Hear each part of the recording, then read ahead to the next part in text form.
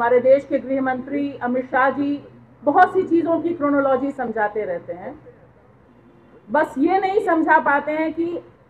2025 में जब आरएसएस के 100 साल पूरे हो रहे हैं, ये हमें ध्यान रखना बहुत ज़रूरी है कि 2025 में हम बैठे हैं, आरएसएस के 100 साल पूरे हो रहे हैं और आरएसएस के जितने एजेंडे, उनके घोषित एजेंडे थे, तकरीबन वो सारे पूरे हो चुके हैं और जो नहीं पूरा हो चुका है उसके बारे में माना जा रहा है कि अंडर करंट यही है कि देश को हमने कमोबेश हिंदू राष्ट्र बना दिया है। वक्फ बोर्ड पर जब मुसलमान शांतिपूर्ण ढंग से दाहिने हाथ पर काली पट्टी बांध कर जाता है और उस पर 300 से अधिक केसेस होते हैं और उसकी कवरेज आप उठा के देख लीजिए, उसकी कवरेज की भी एक लिमिटेशन है। हमारी आपकी जितने यहाँ पर लोग मौजूद हैं, हम जितने भी कवर करते हैं, वह उनका जो परसेप्शन है उसे काउंटर करने में अभी हमारी जो ताकत है, हमें मानना होगा कि वह कम है। और नफरत एक सिर्फ शरबत जिहाद, फूक जिहाद, फ्लड जिहाद मामला नहीं है। मामला असल में यह है कि उनको नफरत का जो बीज है वह लगातार मेजॉरिटी के दिमाग में जिंदा रखना है और माइनॉरिटी को सिर्फ और सिर्फ फोकस रखना है कि वह अपने सर्वाइवल के लिए, सेकेंड ग्रेड सिटीजनशिप के लिए कैसे उसका दिमाग में आप इतना प्रेशर कर दें कि वो उसके बियॉन्ड कुछ ना सोच पाए। तो मुझे लगता है कि तस्वीर तो हमारे सामने बहुत साफ है, इसको हम कैसे देख रहे हैं और देखकर हम इसके लिए क्या सोच रहे हैं वह बहुत इम्पोर्टेंट हो जाता है, क्योंकि इस्लामोफोबिया एक ऐसी रियलिटी है, एक ऐसी हकीकत है जो एक बहुत बड़ी सीमेंट की दीवार की तरह हमारे और लोकतंत्र के बीच खड़ी है। और इसकी नींव कब पड़ी थी, कैसे पड़ी थी? निश्चित तौर पर इसकी नींव 2014 से बहुत पहले पड़ी थी। यहाँ पर जितने लोग हैं तकरीबन उसके अलग अलग समय के गवाह रहे हैं, लेकिन एक ड्रास्टिक चेंज 2014 के बाद भारत के लोकतंत्र में, उसकी जमहूरियत में आया है। वह यह आया है कि जो माइनॉरिटी से नफरत है वह अब धीरे धीरे रूल ऑफ लॉ होती जा रही है, धीरे धीरे वही गवर्निंग फैक्टर होती जा रही है। और इसकी एक लंबी क्रोनोलॉजी भी है। हमारे देश के गृह मंत्री अमित शाह जी बहुत सी चीज़ों की क्रोनोलॉजी समझाते रहते हैं, बस ये नहीं समझा पाते हैं कि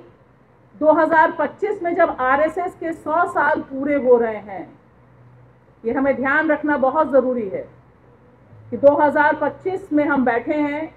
आरएसएस के 100 साल पूरे हो रहे हैं और आरएसएस के जितने एजेंडे, उनके घोषित एजेंडे थे, तकरीबन वो सारे पूरे हो चुके हैं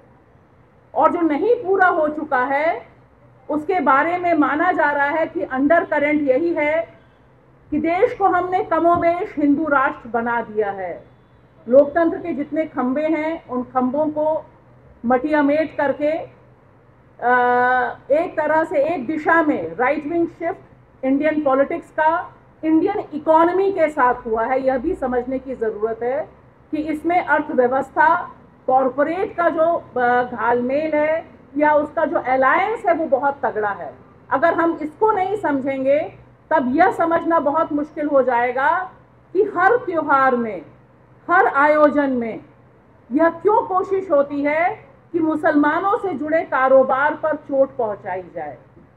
क्योंकि वह भी एक कम्युनल नेचर की इकोनॉमी को विकसित करना उनका बुनियाद है। और इसका एक्सपेरिमेंट सबसे पहले, सबसे ठोस रूप में उन्होंने कश्मीर में करना शुरू किया था कि कश्मीर का जो मुसलमान है वो डरता नहीं है, वो यूपी की तरह नहीं है, बाकी जगहों की तरह नहीं है, वो संपन्न है, उसकी इकोनॉमी पर कैसे कब्जा करना है। और इसलिए आप देखेंगे कि ये जो सारे इंसिडेंट हैं, ये सारे इंसिडेंट को लेकर मीडिया में जो कवरेज है, और हम निश्चित तौर पर मानते हैं ये डिबेट आज की तारीख में बेमानी है कि मेन स्ट्रीम क्या है और वैकल्पिक मीडिया क्या है, क्योंकि आज अगर आप चुनाव कवरेज के लिए जाएं, रिपोर्टिंग के लिए जाएं, जितने पत्रकार सहाफ़ी यहाँ पर मौजूद हैं वे सब जानते हैं कि आपको बाइट देने से पहले, आपसे बात करने से पहले भारत का नागरिक ये पूछ लेता है कि आप किस तरफ खड़े हो, आपका चैनल क्या है, आप किस अखबार के नुमाइंदे हो यहाँ पर। तो ये अब दौर नहीं है कि लोगों में कोई भ्रम है, इसे लेकर कोई मुगालता है। वो मुगालते वाला दौर भारत का जो सिटीजन है, जो भारत का नागरिक है, वह पार कर चुका है। लिहाजा उसे पता है कि आप कॉरपोरेट मीडिया, नफरती मीडिया के साथ हो या एक ऐसे मीडिया के साथ हो जिसको कई बार बीजेपी का आईटी सेल भी पसीना आ जाता है जब कई नफरती एंकर अपने प्रोग्राम करते हैं। अमित मालवीय के दिमाग में भी वो टूल किट नहीं होता है जो नफरती एंकरों के दिमाग में टूल किट होता है। और सुबह शाम जिस तरह से वो डिस्कशन करते हैं, कुछ टोपी वालों को बैठाएंगे और फिर लड़ाई और भिड़ाई करेंगे। मैं इसलिए कह रही हूँ क्योंकि दरअसल यह पूरी कोशिश है कि आज का जो मीडिया है, जो कॉरपोरेट मीडिया, नफरती मीडिया, गोदी मीडिया, किसी नाम से भी आप कहिए, दरअसल वह परसेप्शन बनाने की इंडस्ट्री में तब्दील हो गया है। वह अवधारणा बनाता है, वह अवधारणा बनाता है कि मुसलमान जिहादी है, कोई क्रिश्चियन है तो वो कन्वर्जन से जुड़ा हुआ मसला करेगा, कोई महिला है और महिला अगर शहर में रह रही है और अगर अपने दोस्त के साथ जा रही है और उसके साथ रेप होता है, यौन हिंसा होती है, तो उसके ऊपर मॉरल पुलिसिंग का काम करेगा। ये अलग अलग लेवल पर जो आज का मीडिया है वह काम कर रहा है, ऑपरेट कर रहा है। और एक तरह से इस मीडिया ने एक इंडस्ट्री का रूप अख्तियार कर लिया है और वह इंडस्ट्री नफरत के ऊपर टीआरपी हासिल करने का काम करती है और उसे काफ़ी कंसोलिडेट कर दिया गया है, काफ़ी उसका एक पुख्ता आधार बन गया है। यह माइनॉरिटी का जितना विरोध है, मुसलमान का जितना विरोध है, उतना ही एक आज़ाद ख्याल औरत का उसे विरोध है। इसीलिए शाहीन बाग जब होता है वह भी एक टेस्ट केस होता है इस कॉरपोरेट मीडिया का कि किस तरह से स्टोरी मुसलमान औरतों के खिलाफ प्लान कराई जाती है। आज कई लोग आए हुए हैं जिनसे मेरी मुलाकात शाहीन बाग आंदोलन के समय हुई थी और उन्होंने किस तरह से इसका काउंटर किया था। तो मुझे लगता है कि एक दो चीज़ें जो बहुत साफ हैं कि आरएसएस का जो गेम प्लान है, उसकी जो सफलता है, उसकी जो सफलता में एक लास्ट मुकाम की लड़ाई जारी है जिसमें उसने वक्फ बोर्ड बिल पेश किया है, आने वाले और इंटेंशंस हैं। उसमें मीडिया का एक हिस्सा उसके साथ पार्ट एंड पार्सल करके खड़ा हुआ है, जिसे काउंटर सिर्फ और सिर्फ कुछ हद तक आप फैक्ट चेक के ज़रिए या जब इस तरह की खबरें आती हैं उनके ज़रिए कि आप उनको काउंटर कैसे करते हैं, वह करके किया जा सकता है। और साथ ही साथ मुझे लगता है कि जो डिफरेंट प्लेटफॉर्म्स हैं जहाँ पर उनके बारे में असलियत क्या है, ज़मीन पर खबर क्या है, क्योंकि देखिए संभल एक टेस्ट केस है। वक्फ बोर्ड पर जब मुसलमान शांतिपूर्ण ढंग से दाहिने हाथ पर काली पट्टी बांध कर जाता है और उस पर 300 से अधिक केसेस होते हैं और उसकी कवरेज आप उठा के देख लीजिए, उसकी कवरेज की भी एक लिमिटेशन है। हमारी आपकी जितने यहाँ पर लोग मौजूद हैं, हम जितने भी कवर करते हैं, वह उनका जो परसेप्शन है उसे काउंटर करने में अभी हमारी जो ताकत है, हमें मानना होगा कि वह कम है अभी। और नफ़रत एक सिर्फ शरबत जिहाद, थूक जिहाद, फ्लड जिहाद मामला नहीं है। मामला असल में यह है कि उनको नफ़रत का जो बीज है वह लगातार मेजॉरिटी के दिमाग में ज़िंदा रखना है और माइनॉरिटी को सिर्फ और सिर्फ फोकस रखना है कि वह अपने सर्वाइवल के लिए, सेकेंड ग्रेड सिटीजनशिप के लिए कैसे उसका दिमाग में आप इतना प्रेशर कर दें कि वो उसके बियॉन्ड कुछ ना सोच पाए। यहाँ पर जो मीडिया की भूमिका है वह सबसे तीखी ये है कि हम कब तक और कैसे जो सच बोल रहे हैं, जो हो रहा है ग्राउंड में, उसकी रिपोर्टिंग करें। और इसमें मैं खाली अंत में ये कहना चाहूँगी, इस्लामोफोबिया को हम में से कितने ने कोशिश की कि यह एंटी कॉन्स्टिट्यूशन है, कितने आर्टिकल्स हैं, कितने डिबेट्स हैं, क्योंकि बुनियादी तौर पर भारत का जो कॉन्स्टिट्यूशन है, भारत का जो आईन है, भारत में जो फंडामेंटल राइट्स हैं, वह उसका आर्टिकल 25 से लेकर 29 तक तमाम फॉर्म्स में राइट टू रिलीजन देता है। आपको धर्म के आधार पर जिंदा रखने में भेदभाव ना हो, इस आधार पर जिंदा रहने, आगे बढ़ने की एक पूरी की पूरी छूट मिलती है, अधिकार मिलता है। सवाल यह है कि ये जो पूरा का पूरा टर्म है, इस टर्म के खिलाफ हम बाकी जो मूवमेंट चल रहे हैं, बाकी जो आंदोलन है, आइन को बचाने का आंदोलन है, कॉन्स्टिट्यूशन को बचाने का आंदोलन है, इसे हमें इक्वेट करना जरूरी है। मामला सिर्फ माइनॉरिटी या सिर्फ मुसलमान या कल सिर्फ ईसाई का नहीं है या सिर्फ महिला का नहीं है। सवाल यहाँ पर बड़ी लड़ाई का है और उस बड़ी लड़ाई का एक हिस्सा बहुत इंपॉर्टेंट हिस्सा है, क्योंकि अगर इस्लामोफोबिया भारत में सक्रिय होता है, इस पर सीमेंट, इमारत पर इमारत जैसी बनती जा रही है, तब यह तय माना जाना चाहिए कि देश में कॉन्स्टिट्यूशन की मॉरल वैलिडिटी नहीं रहेगी। आज की तारीख में वह बड़े खतरे में है। लिहाजा हम किस तरह से क्वाइन कर रहे हैं, हम किस तरह से चीज़ों को पेश कर रहे हैं, फैक्ट फाइंडिंग्स तमाम आंदोलनों में होती हैं, तमाम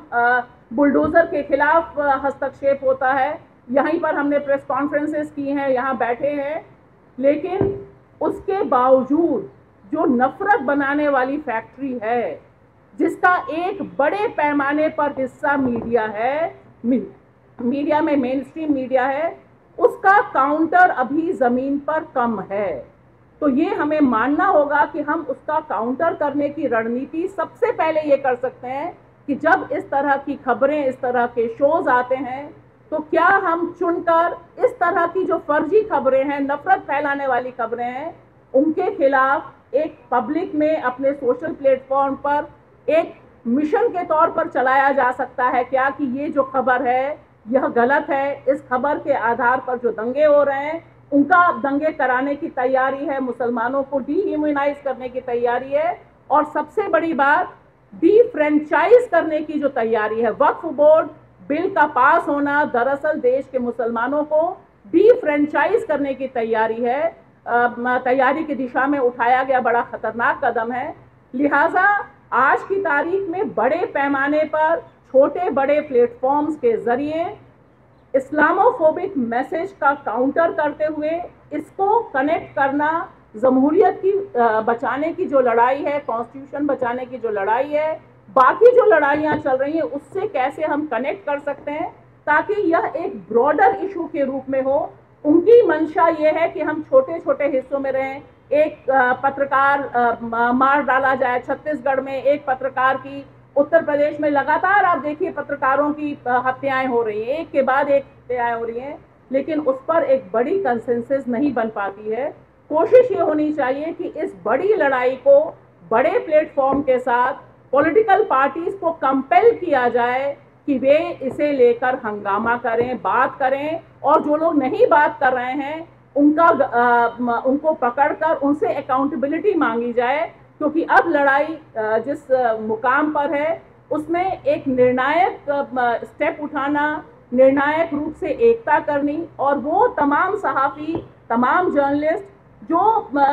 इस्लामोफोबिक माइनॉरिटीज़ पर हमले को कॉन्स्टिट्यूशन पर हमला मानते हैं, उनके बीच एक ब्रॉडर यूनिटी बनना, ब्रॉडर साझा बनना मुझे लगता है बहुत ज़रूरी है। नहीं तो एक स्टेज पर आपको लगता है कि अकेले अकेले लड़ाई लड़ी जा रही है। एक दिन हम गुलफिशा की बात करते हैं, एक दिन हम उमर खालिद की बात करते हैं। इसके बजाय अगर एक हम कॉम्प्रिहेंसिव बात करें कि यह लड़ाई एक बड़ी लड़ाई का हिस्सा है और उसमें सारे तरह के चेहरों की शिरकत बहुत ज़रूरी है, तभी इससे एक राह मिल सकती है। वे चाहते हैं कि हम परेशान हों, हम परेशान हैं, लेकिन इस परेशानी का सबब और जवाब सिर्फ कड़ी से कड़ी जोड़कर आगे बढ़ते हुए, सही रिपोर्टिंग करते हुए, ज़मीन से रिपोर्टिंग करते हुए, जो कि आज की तारीख में बहुत मुश्किल है, लेकिन अगर हमारी जो ताकत है उससे अगर हम कर सकें तो शायद एक आस की किरण जगती है।